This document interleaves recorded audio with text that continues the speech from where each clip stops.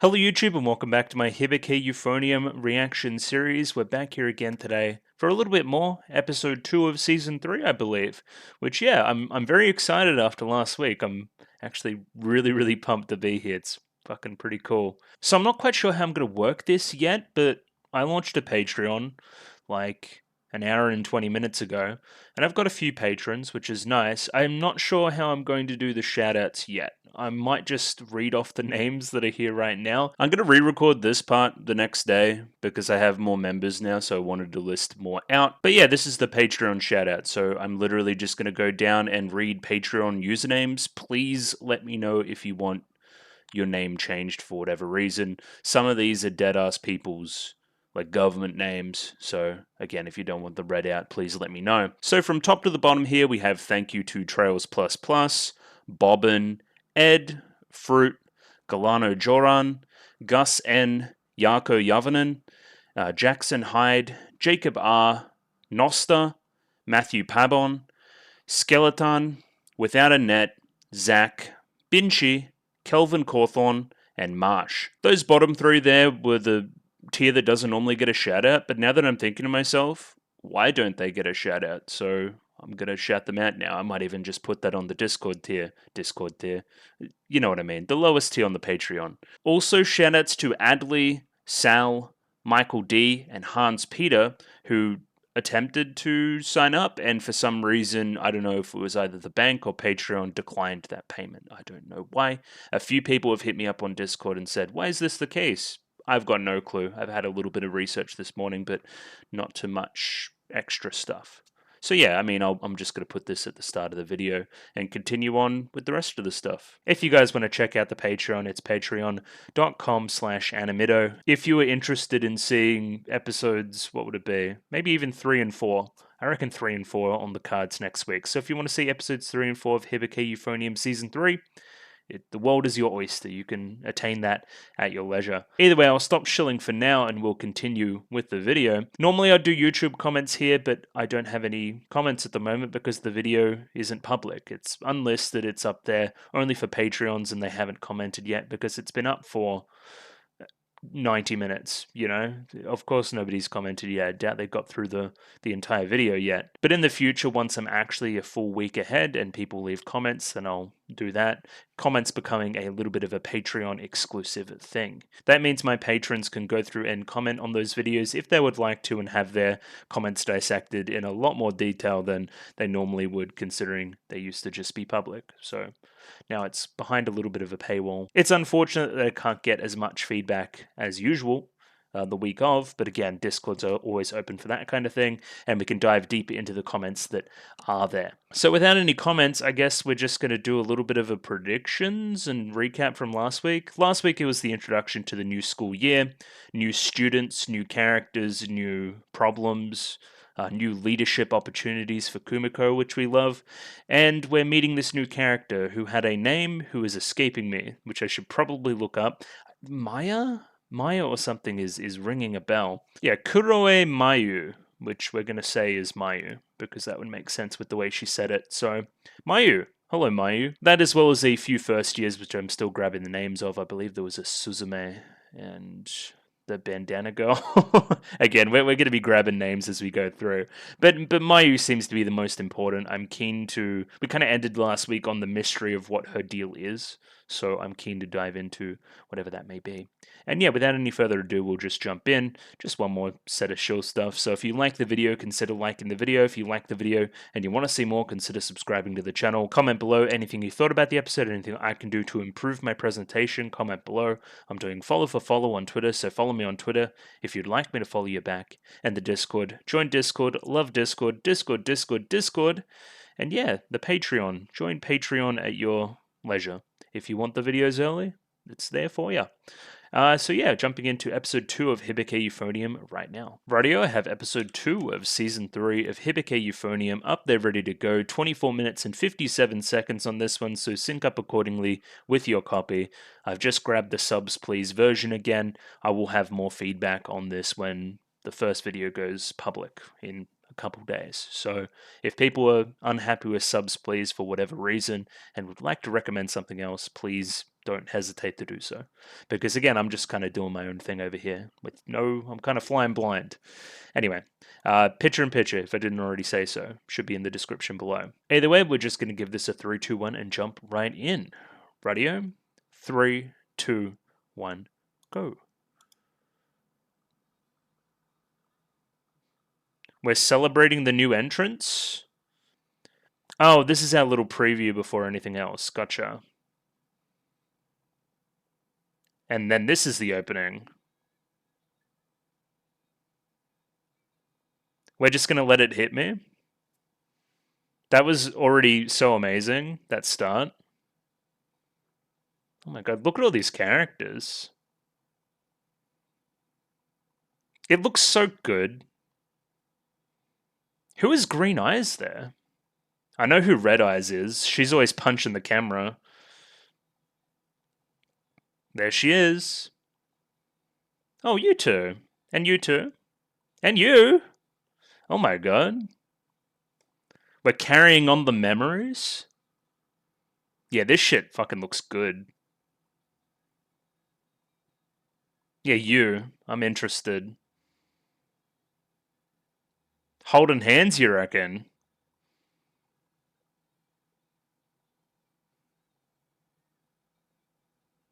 Oh, that's a clarinet girl. Why are we in the snow? Get out of there.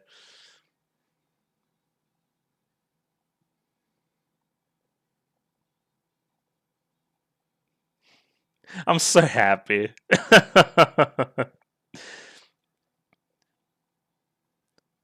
We're so back. She's leading this shit. Yeah, look at all those dudes. Indeed. Fukuoka? And you are third year. Gotcha. So you would be that desk that was empty.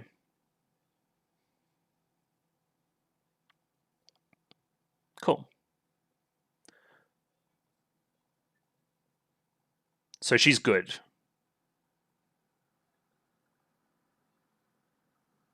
Oh, we're doing the career wish stuff again.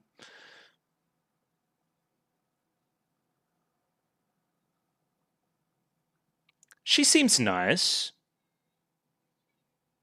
But I'm sure there's going to be drama. Yeah. No one's allowed. We've been well through this.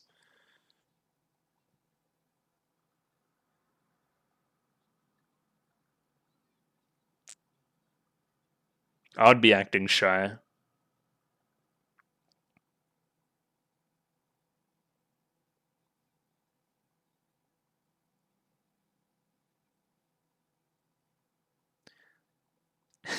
Did she just look like her name?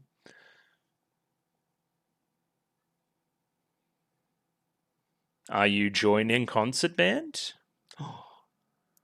Ooh, hesitant?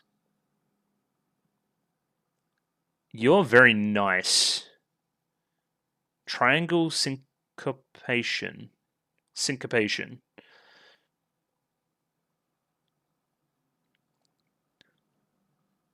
I'm sure you will be some amount of drama, but hopefully it's okay. Look at Kumiko there. Why would I mind? It's another euphonium.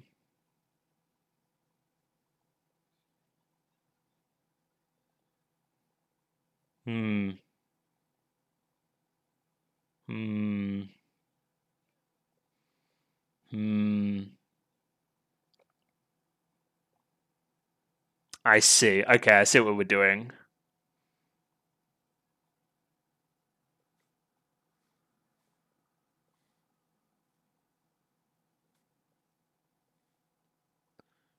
Yeah. We've generally only taken 2 youths, I think.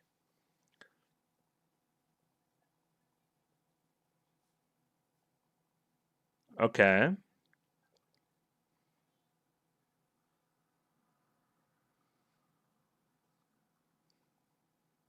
Yeah, cool. Oh, cool. Like pen flip.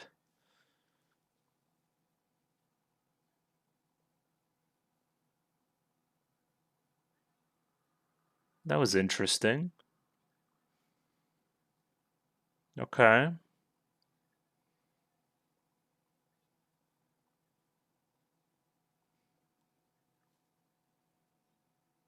I don't.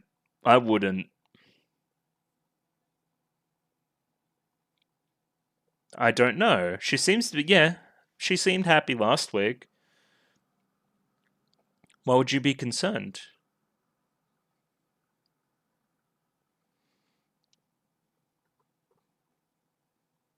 She's okay. We like odd.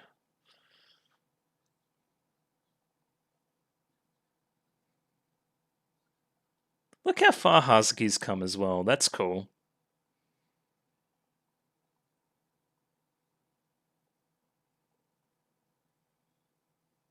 She's owning.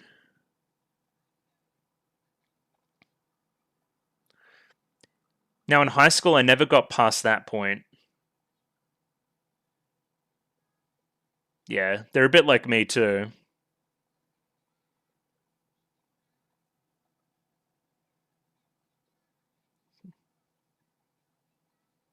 How many sit-ups have they been doing? Oh no, they're holding like a formation.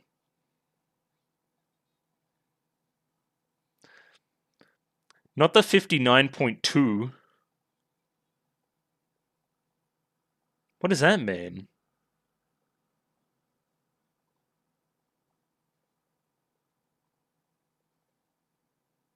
Okay, pff,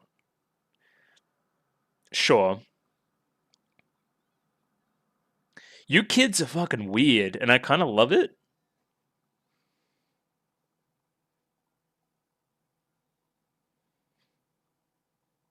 Oh, oh yeah, I guess with the silver too. Yeah.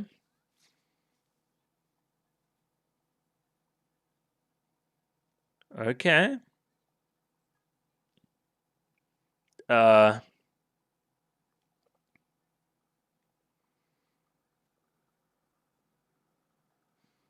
did your like parents move for work or something?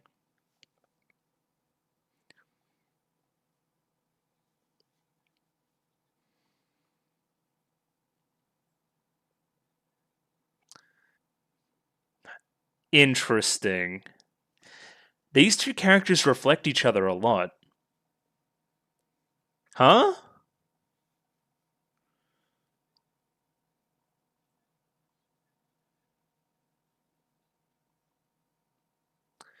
Yeah, you're a good kid on occasion.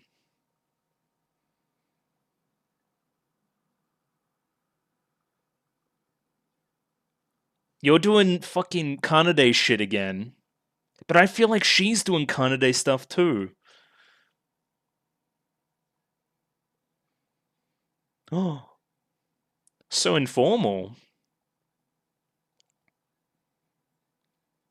Please let me know. Mama?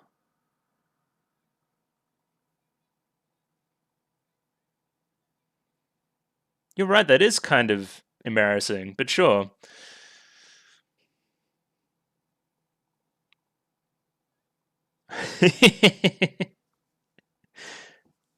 She's always so surprised. Of course.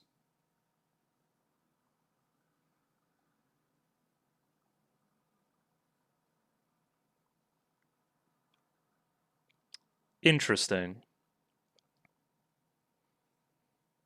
So we picked two of three?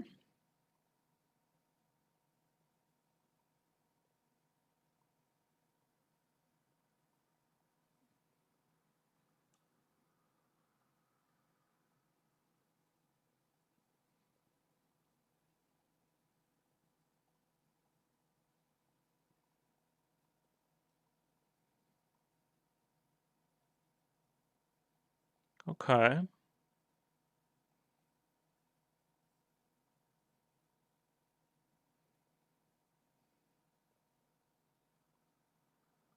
What? That we're in the selection process.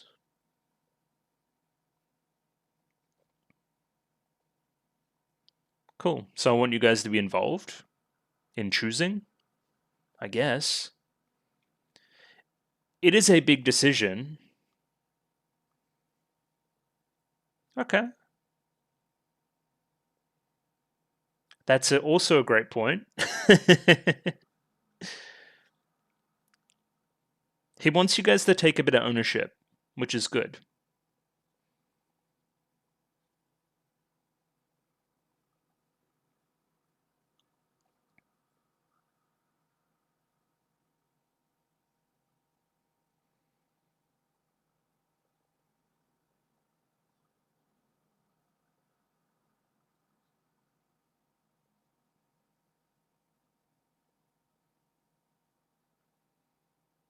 It is a lot of trust. Okay, bye. Are you two gonna... Oh, yeah, this is the shit I've been waiting for.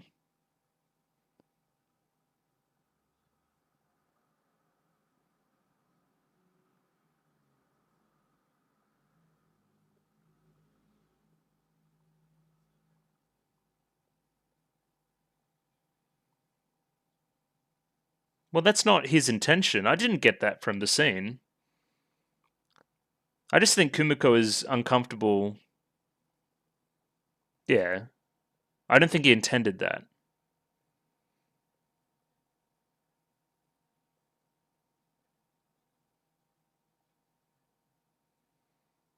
Okay, maybe Rain is smarter than me.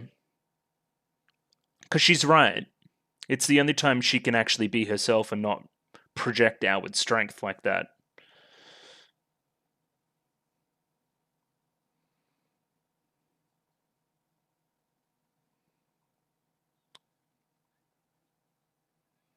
That's funny.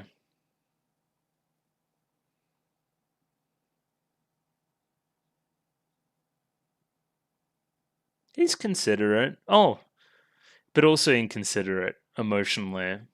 He's a little bit... Yeah, maybe I'm a bit more like him than I thought. Because there's a lot going on that's unsaid in that scene.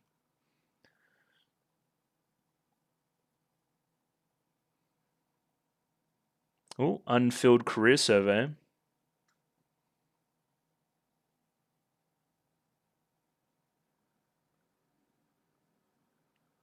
Okay. Where are we being transported to? Nowhere. That's great.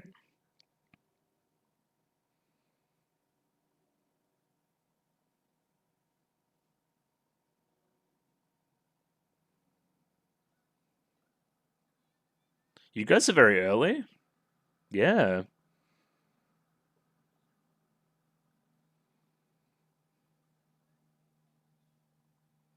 Well, that's great.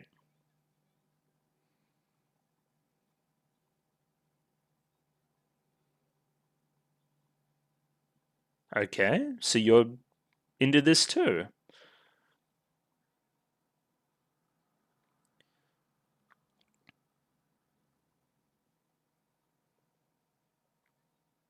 Well, the clarinets are really good, right?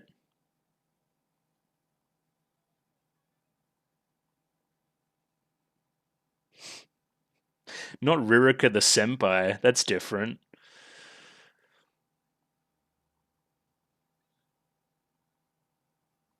Okay. And you've got the Fang thing going on, which I'm not a fan of. It's pretty cool. I don't mind the Fang.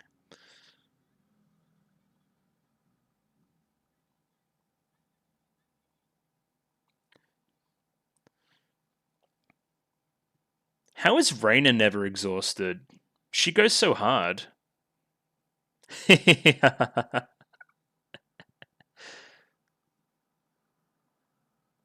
Okay. Oh, they said his last name. Okay, gotcha. Right over my head.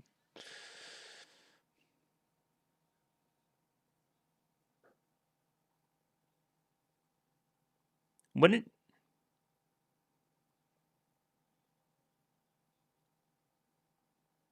when is she gonna get a uniform?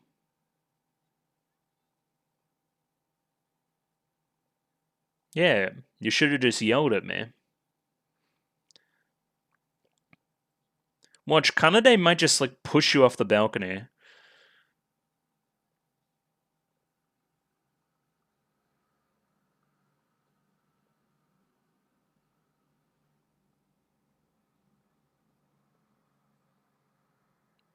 Just hang around long enough and you'll probably have something similar.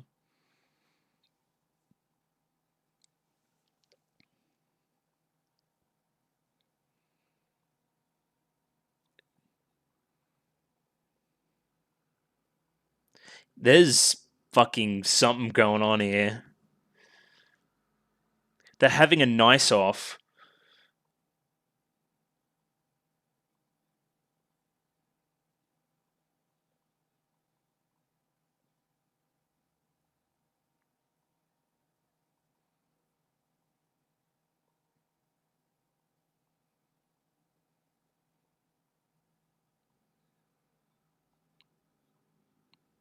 She has been putting in the work, which is good. Oh, look at you go.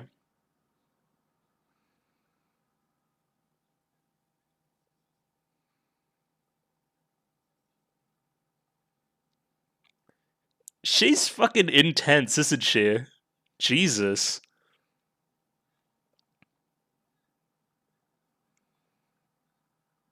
She runs this shit like the Navy.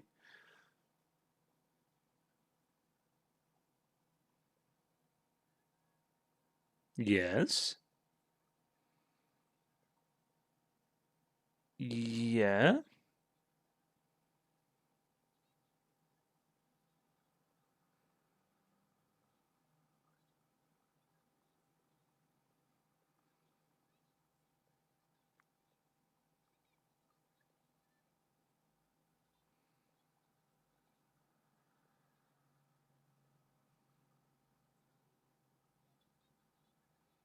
She was good in the marimba, I remember.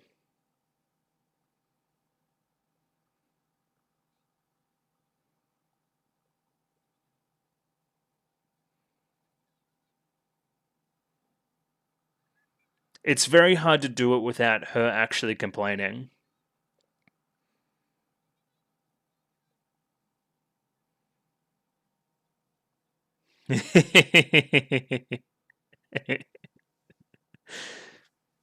Conflict resolution.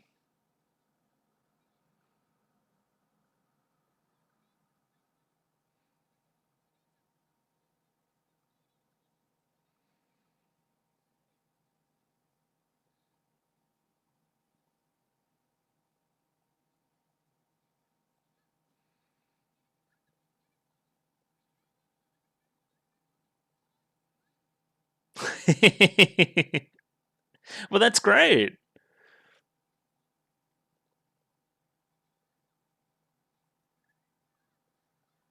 Oh my god. Suzume.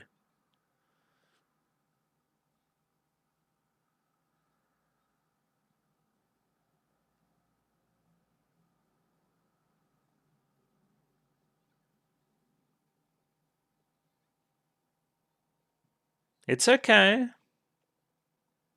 It is, yeah, I'm with you.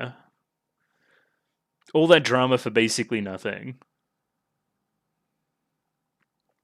Yeah, don't care. I want to sit down on the symbolism bench.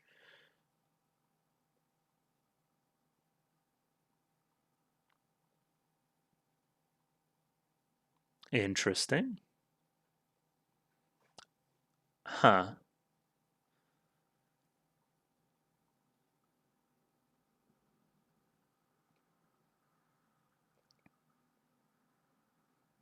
You're going better than I thought you would.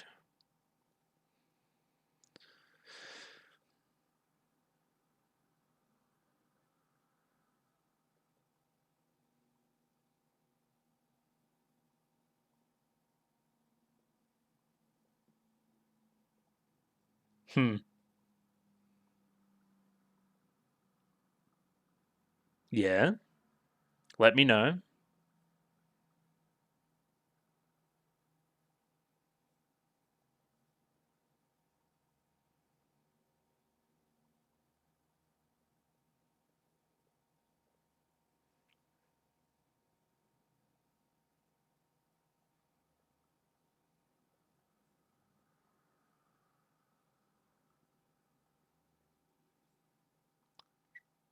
Sure.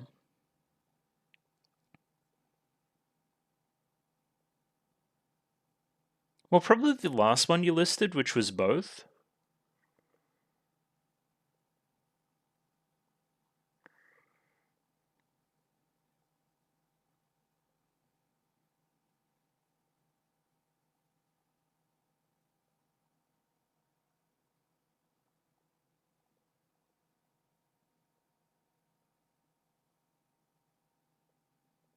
Oh, let's go. And I thought it would be that one. Yeah, true. We're probably going to do a translation on names as well. Yeah, that's gorgeous. So that lighting came in like the stage lights when you're up on stage as well.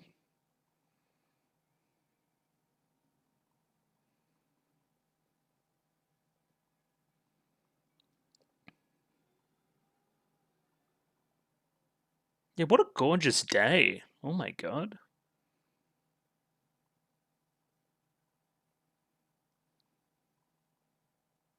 Two birds. Two birds flying plus a duck.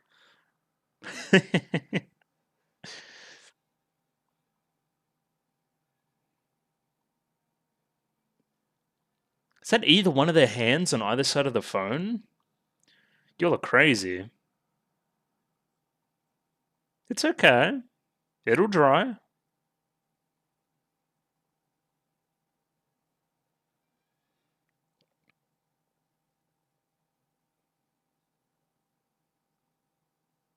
Scherzando. Well, Uta is song, so I don't know about nothing else, but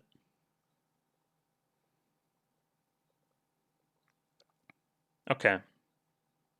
It's good that we already have all this ready.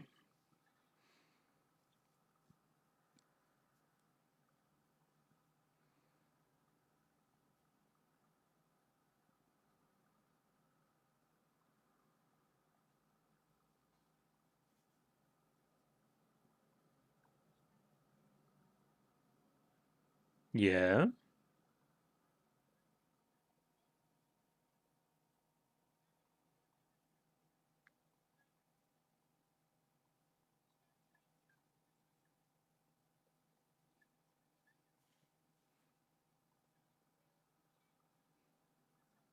She's so inspiring. Oh my god. Yeah, we know. So my understanding is the drum major has a big role at Sunfest, I think. So that with sleeves it doesn't make any sound. That's kind of redundant.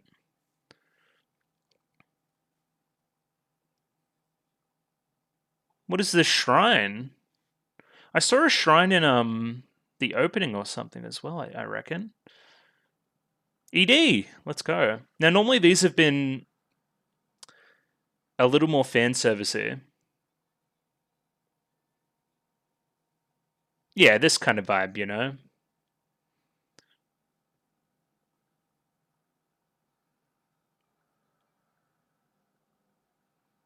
Like one of them in particular is like really, really fast tempo wise, I remember.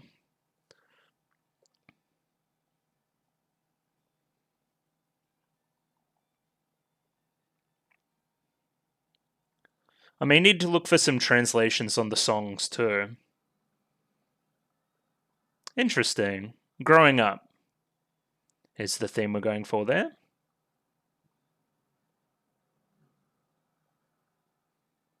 Yeah, I remember. Oh yeah, you. Okay, yeah, sure.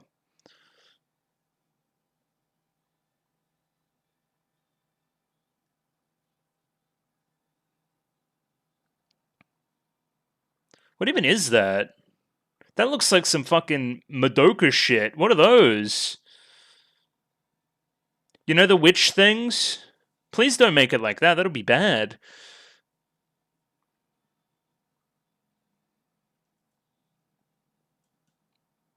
No, they're only pins. But like magical girl vibes. That's crazy. So yeah, that was episode 2, and we'll jump into a little bit of analysis on that right now. So, kind of some stuff happened, and it's now the next day. But yeah, we're going to talk about episode 2 of Hibike Euphonium. I actually lie. First, we're going to talk about this one YouTube comment that I've gotten on last week's video already. So, again, Pencil Sharper supported me on Patreon, so you get your comments read here. Again, the timing will be a bit better with these after this week, after I've actually gotten ahead a little bit. But yeah, this comment here from Pencil Sharp. The crunchy subs are flawed as usual. Rainer doesn't mean that 30 trumpets joined. I thought that sounded like a few too many. I thought they maybe meant that 30 auditioned or something, or 30 tried out the club. You know what I mean?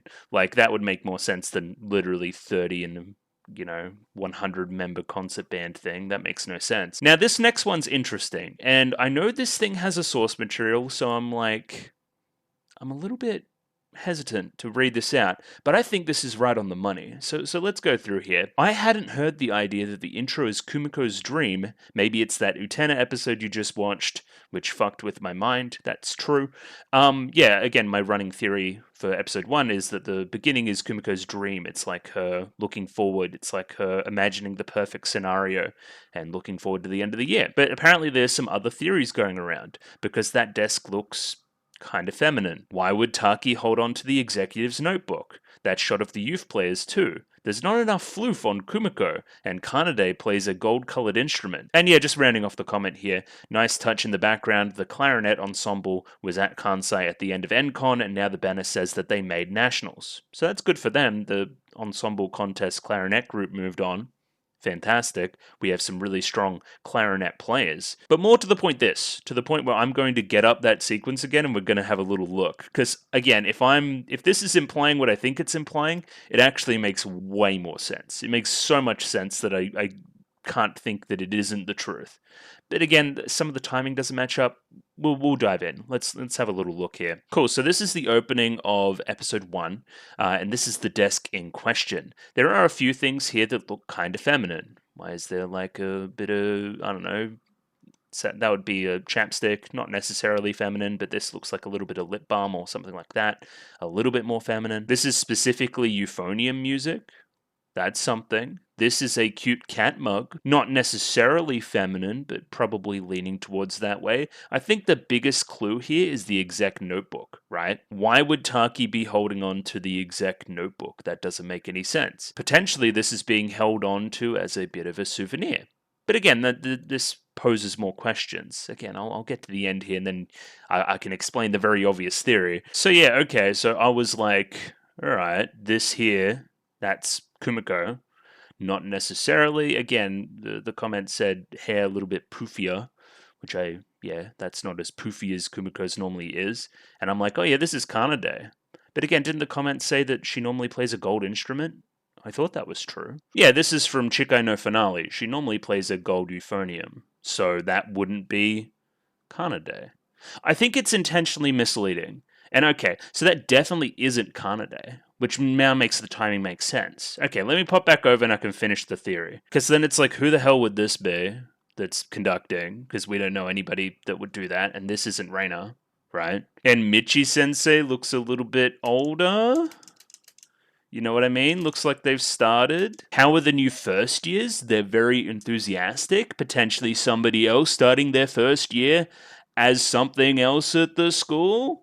And then again, it's like Kumiko waking up. Kumiko's going to be the teacher. This makes so much sense. So again, the central conflict of season 3, at least the lead up so far, has been life choices. Like, Kumiko's kind of running away from this in a way. Like, she hasn't filled out the career survey. Her dad's at her about what she's going to do. This comes through in her relationship with Shuichi as well. She's running away from that a little bit. She doesn't want to confront these choices. She doesn't want to be an adult yet. It's about her growing up. It's about her becoming a leader. It's about her really loving concert band. It would make perfect sense that she would become the music teacher or the concert band person and go through and take Taki Sensei's role. Wherever he may go, hopefully somewhere with Reina for her sake. This is definitely the direction we're going. It fulfills all of the requirements in the plot, ties everything in a nice, neat bow. I think that Kumiko is going to be the teacher. That would make perfect sense. And again, I think this intro is intentionally kind of misleading, right? You know, it catches you off guard early, but this is like a preview to the very end, right? Where this will probably replay, and then we'll get a lot more information, and then Kumiko's going to be like walking in, and it'll be like adult Kumiko, and everyone will be like, "Oh, it's adult Kumiko! It's going to be awesome." But yeah, I just wanted to take the time to say that that's a really good running theory because it was like literally a eureka moment for me, where I'm like, that's what we're doing.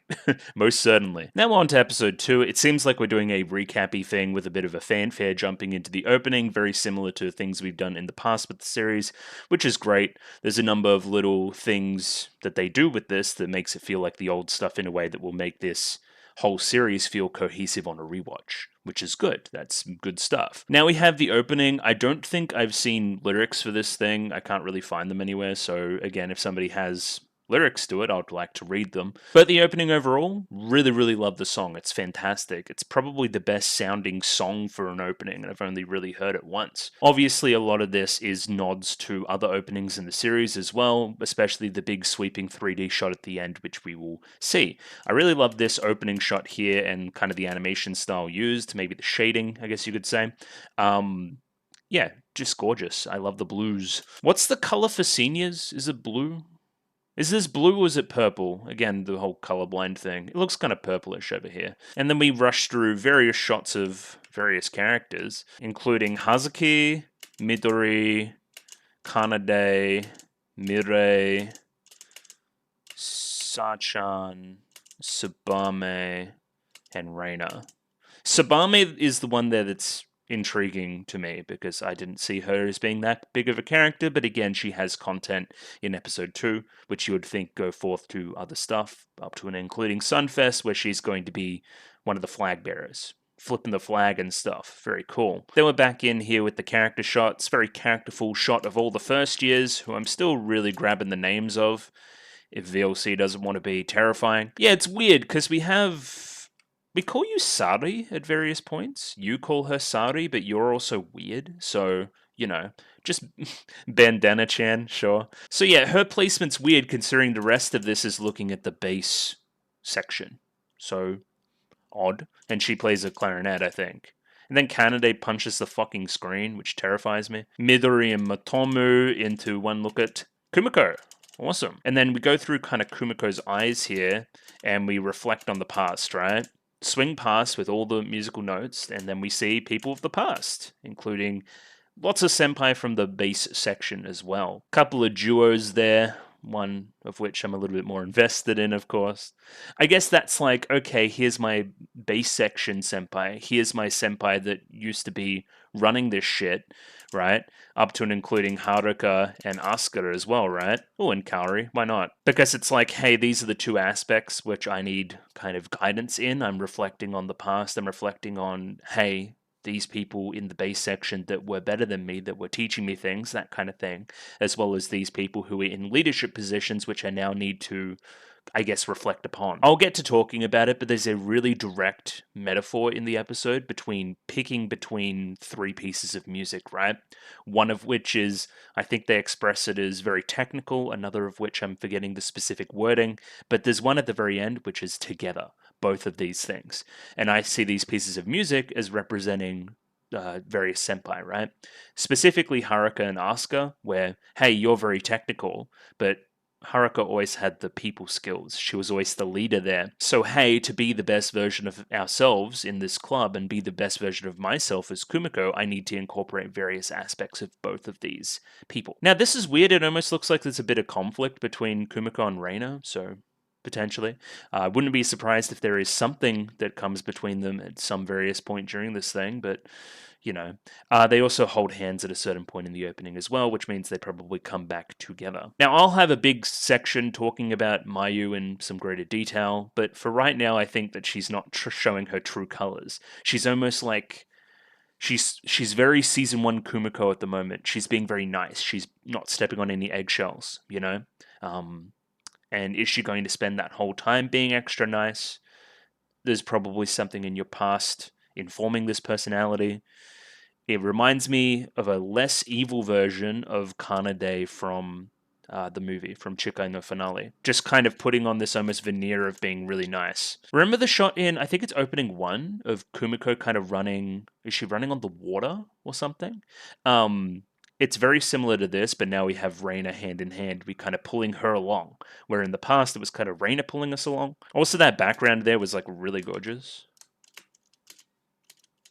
Yeah, fucking awesome background. That's so cool. And then, yeah, the opening hits right at the right moment. We jump into this section, very similar to this similar section in all the other openings, where we're just doing a bit of a show. We get a bit of Rurika here, which we do enjoy. Seems like we're focusing on this bench a lot.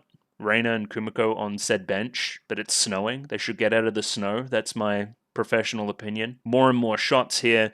We can see, again, we knew that Mayu plays a silver instrument, very similar to Asuka, which we'll talk about as well, and has her hair tied back in almost like a reverse Kumiko, right? Because she has her hair flowing normally, I think. Nah, Kumiko ties up her hair to play the instruments, right? I think that's right. I think. Anyway, there's some stuff with hair going on too. Oh, so we have the same shot, which was very blue, almost cold, distant. And now it's lit up, and then that's when Reina rakes up from the snow as well. And it's spring. We've kind of gone from winter into spring. We've made it out of the bad stuff and now into the good stuff. And yeah, this shot is reflecting other openings as well, where we do the big sweeping 3D shot of the entire room. It probably looks better than the other ones, but again, I haven't watched the other openings in quite a while.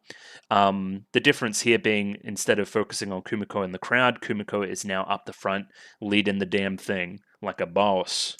That was kind of cringe, but you know what I mean. And again, we zoom in from her eye and we see where I'm guessing Nationals will take place, that venue. So she's got her eye on Nationals. Pretty obvious stuff. And yeah, from there we can kind of go through the episode at a bit of a better pace, but good opening. I really enjoyed that. I've seen quite a few good openings recently, actually. The one for Delicious in Dungeon is growing on me as well, which I'm also doing on the channel. So Mayu is moving here from Fukuoka, which begs the question of why she's moving in her 3rd year. Again, she is plot. She is something's going to come out there. There is more to come. She's very gentle at the moment, for sure. She doesn't want to mess with anything. There's also this small shot here as she's walking past where they kind of lock eyes for a second. Again, they kind of had that moment in the end of episode 1. She's from Seira as well, which is again, school that competes regularly in nationals. We're pairing that with handing out career surveys, so again, that comes back in one shot later in the episode and will be plot further on. We have Tsubame and Hazuki meeting Mayu here, while Kumiko's being a little bit shy, which I guess is fair enough. We do the whole Midori Sapphire thing again, which I thought well past, but sure, it's a funny joke. So again, seeing as she was playing the Euphonium, she was quite good. She knows Taki-sensei, she was talking with Taki-sensei, they had that meeting with Kumiko. It's pretty clear she's joining concert band. And a really, really weird reaction upon everybody being really excited to learn that she's joining, right? She goes, if it wouldn't be a bother. Again, gentle. Something has happened here, which I guess is obvious, but like, they're really, making sure that the audience knows. This episode is called Triangle Syncopation. The closest thing to a triangle, which I can see at the moment, is our triumvirate at the very top of the club. Shuichi, Kumiko, Reina. So they're syncopating, which means they're in sync. They're getting in sync with each other. Sure. Now, I think this is close on one of the most interesting conversations of the episode, just this short conversation between Mayu and Kumiko in this stairwell. Again, we're reiterating the same points. I don't want to mess up the band's kind of energy that they have going at the moment. Kumiko very inviting, invites her in, that kind of thing. And check in with Kumiko. You wouldn't mind if I join? I play Euphonium as well, so I'd be direct competition. And Kumiko kind of catches herself, thinking about it for a moment, and then goes to, oh, you have your own instrument even. Isn't that cool? And then after checking with her that it isn't a bother, she's going to go off and tell Taki-sensei. But again, please tell me if it's a bother. I wouldn't mind quitting at any point. Which is a crazy thing to say. I mean, wouldn't it suck if someone has to switch instruments or gets left out of competition because of me? So this is like Kanade 2.0 kinda. That's what it feels like at the moment, where you've had something in the past where there was competition for positions and it caused drama and you don't want to cause that same drama again. Maybe that's why you've moved so far away. Or maybe it has something to do with the parents, I don't know. And she just says, I want to have fun performing with others. And then, yeah, okay. So let's talk about what this means for the person on screen right now. Again, I'm talking about Kumiko being pulled in two directions a lot, because it's pretty obvious. She's being pulled between her position as wanting to be a better Euphonium player, a better technical player, as well as being a better leader, right? So she has dual responsibilities now. She has to play well to do well in competitions, but she has to make sure everyone else is playing well as well. A point in time where you're spending too much time focusing on the leadership stuff and the admin and that kind of thing, where you're not spending as much time practicing, and other people catch up and potentially surpass you, may be coming. So Kanade's not slowing down, we know that. And now we have Mayu. Typically in the past, we've only had 2 Euphonium players. I know we had 3 last year, but sometimes it's only 2. Sometimes Kumiko might not make it. How do you reckon that would impact her? Probably pretty negatively, right? But again, if it's the best thing for doing the best at the competition, she is obligated to do it as a leader, right? It, again, brings forth all this audition drama from all the way back in season 1 to the now, even again. So yeah, she may be torn between wanting to play because she likes to play, and playing is what links her to Reina and being better and all that side of the theming of the show, but she has to do what's best for the group as well. So we're probably going in that direction, I would have to say. We jump into a little bit of a montagey sequence where we go through a little bit of their day in the life. Raina's leading some of the first years, talking to the club. You're writing shit down on a piece of paper. I guess this is what Yuko and Natsuki were doing the entire time. Yeah, they weren't just flirting the entire time, they were actually doing some work. Now, there's a really weird shot here, and again, I don't quite know your name, Miss Green Eyes. You cast your eyes over in this direction. It seems like this person here is center frame. And then you glance your eyes back. So is there some concern there? You would have to think. What does the dialogue say? Be sure to ask upperclassmen if there's anything you're unsure about. And then glances over here. Huh. Do you feel uncomfortable asking somebody about that? Put it in the back pocket, maybe. In Kumiko's absence, as she's doing more, I guess, club overall stuff, we're leaving Kanade a little bit in charge of just the base section. Make sure you explain stuff to Mayu. Make sure there's no weird tension between you two at all. There's going to be weird tension. Then we have Sabame come in and ask about Suzume. You know, is she enjoying it? You know, is she having a good time? Yeah, she seems like she's fine. Just because, you know, she's weird. We know that. Half the characters in the show are weird. Asuka was fucking weird, and she was cool as shit. So we don't mind the weird. I mean, it's freaking band club. They're all weird. What are we talking about? If anything, she's the one that's getting the most proper sound out of the very, very intro to playing an instrument. I've definitely been here. This is the farthest I've gone in playing any kind of instrument. So, you know. For the record, it was very hard to create a sound. That's all I can tell you. I know it's extremely Australian, but I have a friend that plays the didgeridoo, and he's quite good.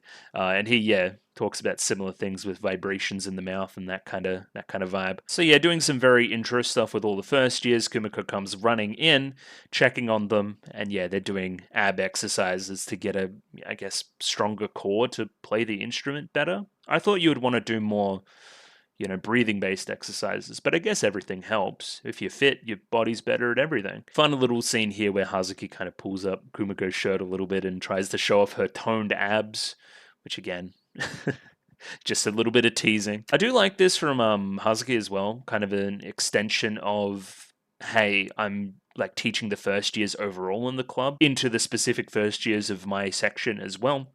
Just fits. It fits that she's with the newbies. I'm not going to pretend I understand this pun as well about hoi koro and koi roho. And then there's another pun here with seisho and then seisho something. That's freaking me out. But also, yeah, we see Silver Euphonium and then we see Asuka. So that's important as well. It seems like the dynamic here with the first years is you two are fucking crazy. Like, you two just say shit and then you're just going to laugh. Which is very first year of high school for sure. They feel like kids, they really do. So again, yeah, look over at Silver Euphonium, get reminded of Mayu and Asuka. She may be a really good player. Upon hearing that, Kumiko asks where Kanade and Mayu are, and they're already here in the club room talking it out. It's very awkward. Like, I don't know what it is, but it doesn't feel like they're being real with each other. Might be the placement of the desks as well. Instead of you sitting here, you sat directly opposite her so we can like stare at each other while we talk to each other. which feels like an odd move. It'd be even odder if you were standing up the front of the class or something, but, similar vibes, I think. Kanade continues being buddy-buddy with Kumiko, like saying I'm the best. We're a very tight-knit group and that kind of thing. I'm the best little kohai in the world. Literally the devil. And then, yeah, you like me too, don't you? Kuroe-senpai? Of course I like you. Glad to hear it. It doesn't feel genuine yet. It just doesn't. She wants to be called Mayu as well, as opposed to Kuroe-senpai. And also there's a nickname that she used to have in elementary school called Mama. Mama. Okay, she's the mama of the group. She does seem very kind and caring, like a mother, but also like what I'm not going to call you mama, that's weird. So yeah, we'll dive more into that Mama Mayu stuff a little bit later on. It's freaking me out a little bit. Then we have Taki Sensei come in and we're going to pull Kumiko aside. I guess this is my daily this show looks good time.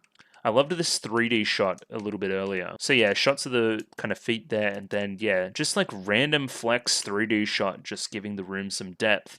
We see here as well. Lots of 3D on the desks, but it looks fantastic. Gives some nice depth to the scene. The lighting's really good. Dimensionality.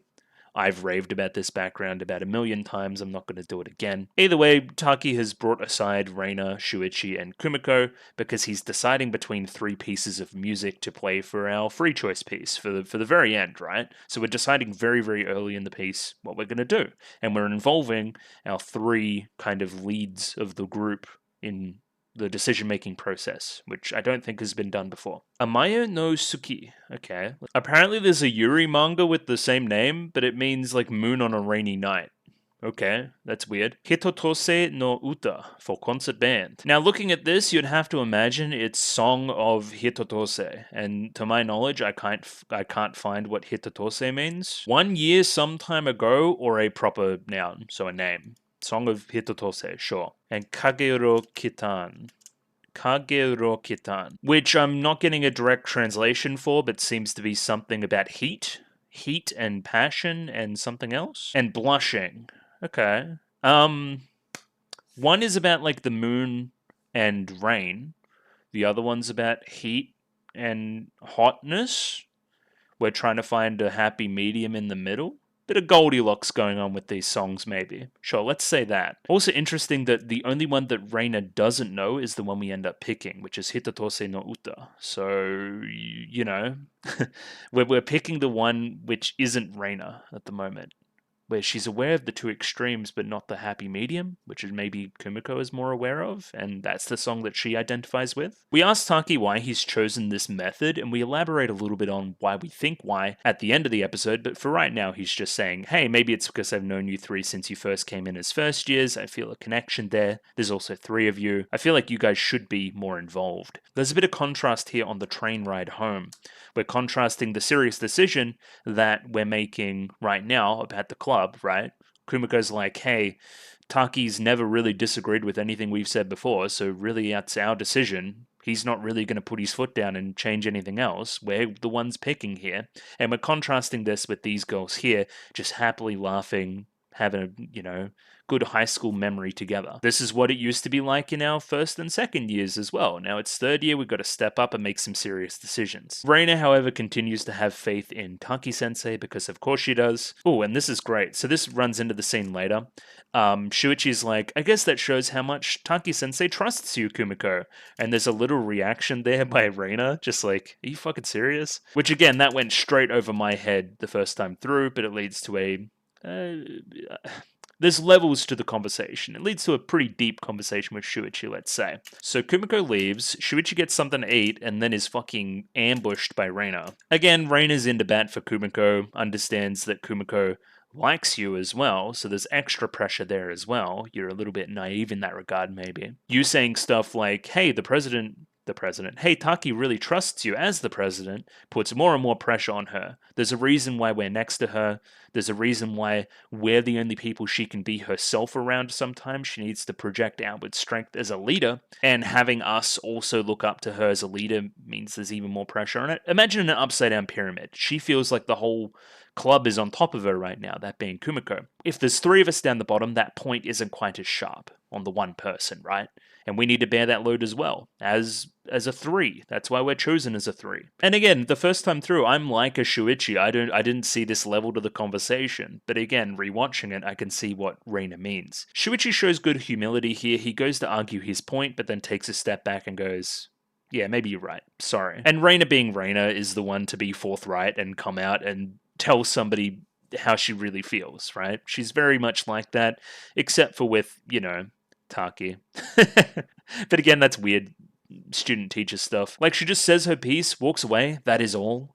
It's very, very Reina. Shuichi, I think in an attempt to kind of repair things, says, oh yeah, I'll walk you home, keep you safe, that kind of thing, right? Shuichi says that Kumiko will be mad at me if anything happened to you. And then Reina says, yeah, Kumiko's gonna be mad at me if she sees me with you. That, like, don't you understand? Like, he's so... What's the wording here? Yeah, I can't decide if you're considerate or inconsiderate. But yeah, he's just a little bit naive. But he's being nice. He's, taking steps back. He's trying to think about what he's saying. Just not quite all the way on board with the Kumiko stuff yet. Very endearing scene for Shuichi. I actually really liked that. Kind of a little bit of his personality shining through. Sometimes it's okay just being a normal guy. Next scene, we have Kumiko in her room listening to all the pieces back to back to back, trying to decide which one is best. She has a little cactus here as well, which is great, and a career survey which has not been filled out. Clearly an impending thing in the plot. We describe this later in the episode as Kumiko trying to imagine them playing it at Nationals, right? Trying to imagine them winning at Nationals and what it will sound like. There was also a small scene there where Kumiko's mother tried to wake her up and she didn't respond, so maybe not really keeping her parents in the loop, and maybe that'll, again, evolve into drama later on. Kumiko then goes to school early, but then is surprised to see that 2 first years are already here trying hard. So Suzume was the one that already got the sound out of the instrument, right? And now she's here practicing early with Sari, right? Yeah, they want to get better as fast as possible. Her tone's really stable. She's really improving. That's great. You will also end up being drama later in the episode, even if it's only drama because you're kind of not stupid. You know what I mean? You just assume things that you probably shouldn't, but your heart's in the right place. Yoshi-san is what we're going with as well. Again, I'm sure I got a name. I should have written it down. I'm bad like that. In a similar way, it seems that Sari is also a really good clarinet player. Like, already leagues ahead of the other first years. That's what Ririk is saying. And then it's like Riririn Senpai said that, which is an amazing name. Riririn? Oh my god.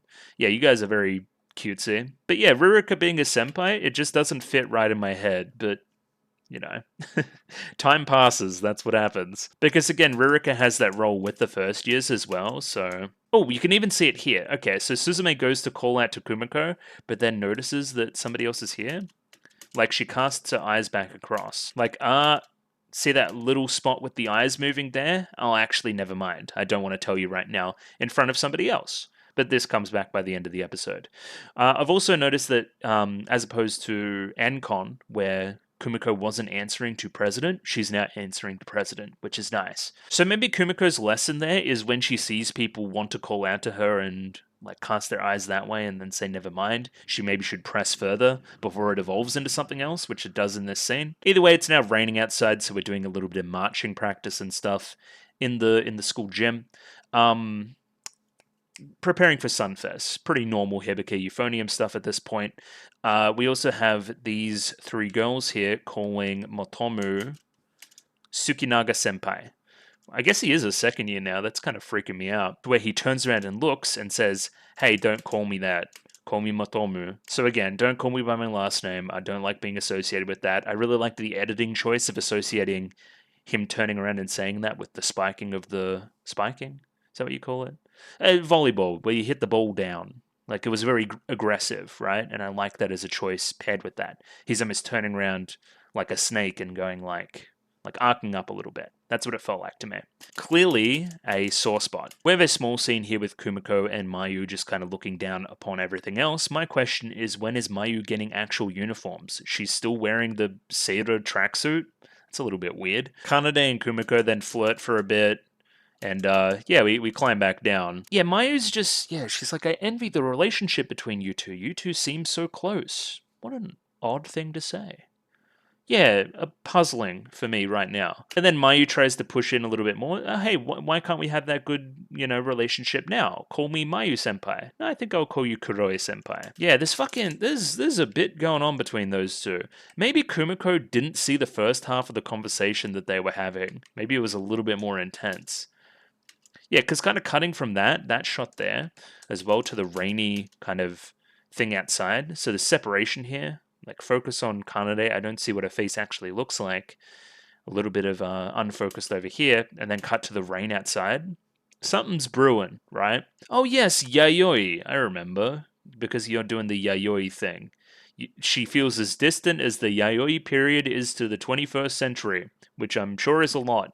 We're talking about Michan here as well, who is a quite a strong player, it seems like. Oh, even we have Suzume here, up here, learning more and more, right? From Michan, as opposed to the other two, which are off on the side, just saying how good she is. You're actually actively trying to learn more?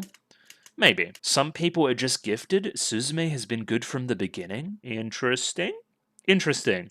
I'm trying to see where all the drama's going to come from and the early parts here. The theory here is that Suzume is trying hard because she wants to impress her sister, who we now see is on flag duty, right? With Midori, right? Who I believe did it last year. And again, this is something that Kumiko didn't notice. She hasn't noticed many of these little dynamics between the characters. She's been too focused on the big picture and maybe not on the individuals. We'll see as we continue. Reina then has a very intense speech. She's running this shit like the fucking Navy, which is, I wouldn't expect anything else. Then we have this scene. So Suzume pulls Kumiko aside and complains in the place of her sister for her being on flags and also not playing a specific instrument, the drums, because she's been put onto the marimba. Now, remember, we had Tsubame have a whole thing with the marimba, like, before. In Ancon, she was very good at it.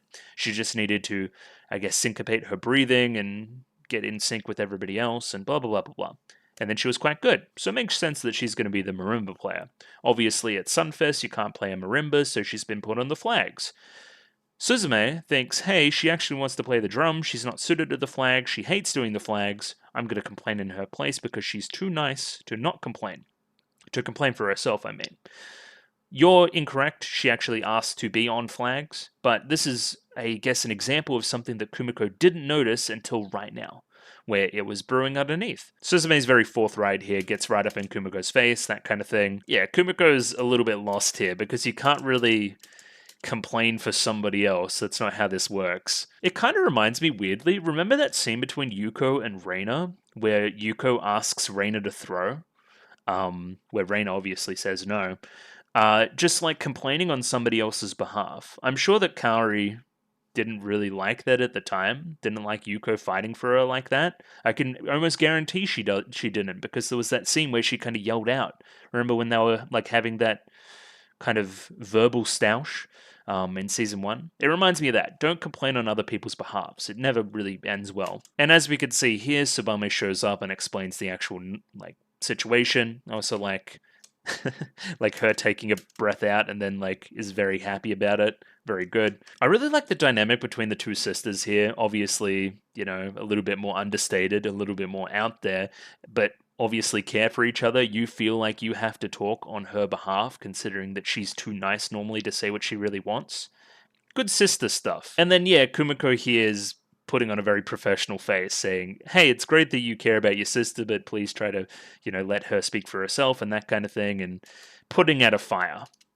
But it wouldn't have been a fire if you saw it a little bit earlier. Again, the rain metaphor in the scene, right? It's all a little bit murky at the moment. I can't quite see through everything. Which, again, makes what happens in this scene all the more impactful with the sun. If you wanted to be cute, you could say there's a metaphor about the seat being wet as well, and Kumiko just kind of sitting in it at the moment, and then Reina's like, hey, is it wet? Yeah, a little bit, and then she sits in it anyway.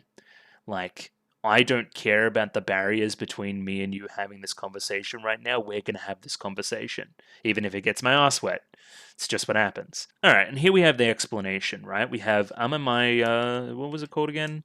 Amayo no Suki, which is the moon on the rainy night, right? Rainy night. It's a little bit rainy at the moment. We're talking to Reina. There's layers to this. And then we have this kind of description. It has a strong sense of story and demands expression. So we're trying to find an in-between between expression and technical ability, or a sense of story.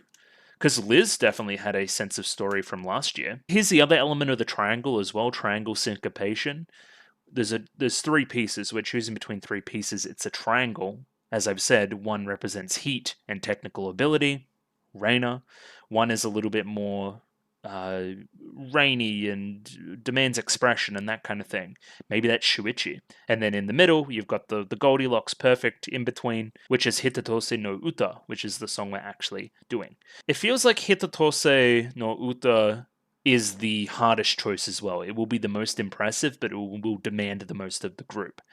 Apparently, Reina already knew about the sister drama as well, so again, maybe you should communicate that a little bit better. Yeah, specifically here saying that Yuko Senpai would have noticed this earlier and taken care of it. She's a better people person than I am at the moment.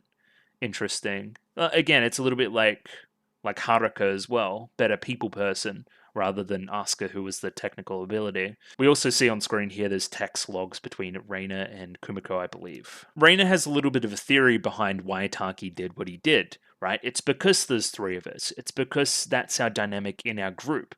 It wouldn't have worked with the relationship between Haruka and Asuka, and it would have been hard with Yuko and Natsuki as well. Again, binaries a little bit. These two in particular always at odds, right? They're always having a little argument. But the three of us, we have advantages that they didn't have. We have things that we can do that they cannot do. And that's why we're chosen or picked in the choosing process, or involved in the choosing process. So apparently Reina's already had a conversation with Shuichi, and Shuichi picked a piece, and then she also picked that piece as well. So which piece do you think we should do, Kumiko? Just so we're all on the same page. And yeah, I really like the close-up shots here in the editing, right? I thought about Nationals, I thought about the first note that should be played. We saw a little bit of this kind of dream sequence during the middle of the episode. I thought about what the first note should be, and then the other close-up on Reina here. Ooh, the low eyes too. Crazy. And then, yeah, the first note should be the clarinet, which is Hitatose no Uta. And then, yeah, the sun comes beaming in. I also see it as the stage lights. I see it as the lights flashing on us as we go onto the stage and play this song. Just perfectly kind of synced up. Taking away the rainy day, I was playing Moon on a Rainy Night or whatever the song was called, and now we're playing Hitatose no Uta. I wish I knew what Hitatose means. I'm gonna imagine it's just a name. I think so. But yeah, then the sun comes shining in, Kyoto Animation gets their Kyoto Animation on, and we see the sun shining through on the overcast day. On a day where Kumiko's kind of presidency was not great. She had room for improvement. It's nice that we can end on a shiny, sunny note. There's also birds flying and stuff. I'm sure there's been stuff in the past between these two and birds and stuff. Two hands on the phone is crazy too. And then, yeah, in the middle of that, Reina realizes she got a wet ass. We can laugh about it. We've got a clear day the next day, in immediate contrast. And then, yeah, we have the given piece of Scherzando, sure, and our selection piece will be Hitatose no Uta. And then, yeah, all three, in syncopation potentially, saying yes, agreeing that this will be the piece. Perfect. That's exactly what we wanted if we were Taki-sensei. We hand out that sheet music to everybody immediately. The day after Sunfest, this is what we're going to be focusing on. We get it out super early to everybody so they can start practicing. And then Reina gets her Reina on again. Shuichi specifically says the drum major should say this part, right? She's going to be blunt. Kitauji plays well, but everybody at Nationals plays well. We need to be exceptional. You know, if there's anybody that understands the idea of being exceptional, it's the person that's had like 3 speeches a season about it since the show started. So yeah, let's aim for the top. I'm trying to imagine this from the perspective of a first year, having been a first year in seasons 1 and 2, right? Seeing somebody at the front of your club being this serious and this, I guess, I'm trying not to use the word attractive, but kind of, like, this would be inspiring for people. This would be something that they would want to rally behind. Reina's cool. I want to be cool too. I want to impress Reina. I'm going to play well. Or better than well, exceptionally. And yeah, sun beaming into the classroom, everybody clapping, everybody loving Reina's little speech there. you looking a little bit dejected still. There's something going on there, which again, Kumiko hasn't noticed. And yeah, the next piece begins. We see a shot of a shrine, which I think is strange and may be indicative of future stuff. But then yeah, we're jumping into the ED. Visually, this one feels like a Hibike Euphonium ED. It's very colorful, pastel-y, cutesy. This is where you get most of your Kyoto animation, traditional cute girls doing cute things type energy. I enjoy it. The song's fine. I think it's sung by the VAs. It was a good ED. I'm not crazy about it, especially in comparison to some of the higher tempo Hibike Euphonium EDs we've had in the past. It looks really pretty though. I'll give him that. Oh, a seasonal theme too. We're definitely associating Reina with winter a lot, and so we've got Kumiko with spring, then we've got Midori with summer, then we've got Hazuki with autumn, and then we've got Reina with winter. Okay, interesting. And also the idea of growing up. Picture of Reina with her mum there too, which is kind of mad. And yeah, if you want to see like little baby photos of the cast, this is a great place to do it. In particular, Midori like hasn't changed at all, which is kind of crazy. Yeah, if you need a more pronounced version of the kind of season metaphor I just spoke about, it's right here. Very cool. I said yesterday that these things look like witch seeds. I still think they do, which is kind of fucking crazy. But yeah, good vibes. Good vibes on the ED for sure. And very pretty. I think, yeah, both the opening and the ending talk about Reina as winter and Kumiko as spring. She's long been associated with the cherry blossoms from even the first episode. So, talk to that in a little bit more detail potentially in the future. But for now, that's the end of this episode. So, I probably talked for a little bit long there, but I thought it was worth it considering, again, I thought the episode was quite good again. We're going to try to do 2 next week. We'll see. It may be tough with work, and I'm really enjoying the show. I want to savor it. I want to talk about it in as much detail as it deserves to be talked about. Again, this is probably the best thing that's airing this season. Let's face it. It may even be the best thing this year, especially based off these 2 episodes. Like, this is fucking awesome. But keen to see how Kumiko evolves further. Needs to notice emotional things about the club. She's seeing a little bit big picture. She may need to get a little bit more granular. But other than that, she seems to be doing okay. Shuichi was cool this episode, and Reina's always cool. Always cold, even. Anyway, I'm going to close the video now. But thanks for watching. Last shill stuff. Like the video, sub, comment, all that shit. Patreon if you haven't already. And if you're interested, that kind of thing. And yeah, I'll catch you guys next week. Bye-bye.